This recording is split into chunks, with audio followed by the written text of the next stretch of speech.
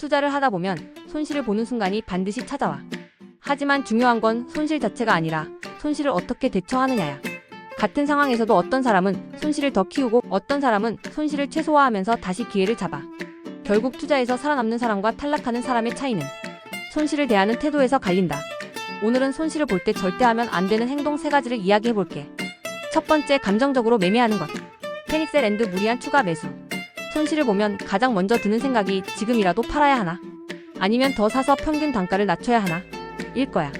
하지만 감정적인 결정은 더 큰 손실을 부르는 경우가 많아.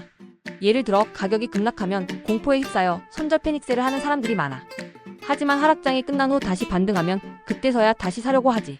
이런 방식은 손실을 확정하고 수익 기회를 놓치는 최악의 선택이야. 반대로 손실을 회복하려고 무리하게 추가 매수를 하는 것도 위험해. 더 사면 언젠가 오를 거야 라는 생각으로 계속 물타기를 하다가 결국 더 깊이 빠지는 경우가 많아. 중요한 건 시장의 흐름을 객관적으로 판단하는 것. 단순히 감정에 휩쓸려 매매하는 습관을 버려야 해. 두 번째, 손실을 무시하고 방치하는 것. 손실이 발생했을 때 언젠가는 다시 오르겠지 하면서 그냥 방치하는 것도 큰 문제야. 물론 장기 투자라면 기다리는 전략이 맞을 수도 있어. 하지만 모든 투자 자산이 결국 회복되는 건 아니야. 특히 기업의 펀더멘털이 무너진 주식, 사기 가능성이 있는 코인, 구조적으로 망가진 투자 상품은 시간이 지나도 회복되지 않는 경우가 많아. 그렇기 때문에 단순히 존버하는 게 아니라 현재 상황을 분석하고 내가 잘못된 결정을 한 건 아닌지 점검하는 게 중요해. 투자자들이 가장 많이 후회하는 말이 있어. 그때 팔았어야 했는데.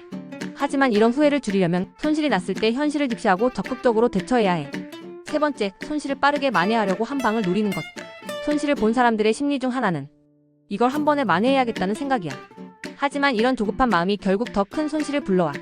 특히 손실이 난 상태에서 고위험 투자, 높은 레버리지, 단기 트레이딩 같은 걸 시도하는 경우가 많아. 이거 한 번만 맞추면 손실 다 회복할 수 있어 라는 생각으로 무리한 베팅을 하다가 오히려 더 큰 손실을 보는 거야. 성공한 투자자들은 절대 손실을 빠르게 복구하는 것이 아니라 손실을 최소화하면서 다시 기회를 잡는 것을 목표로 해. 단기적인 만회보다는 리스크를 줄이고 차분하게 다시 기회를 기다리는 게 더 현명한 방법이야.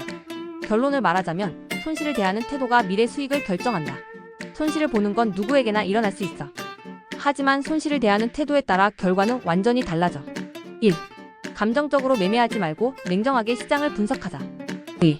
무조건 존버하지 말고 내 투자가 옳은 방향인지 점검하자. 3. 조급한 마음으로 한 방을 노리지 말고 차분하게 전략을 세우자. 이 3가지만 기억한다면 손실을 보더라도 결국 다시 반등할 기회를 잡을 수 있을 거야. 당신은 손실을 어떻게 관리하고 있어?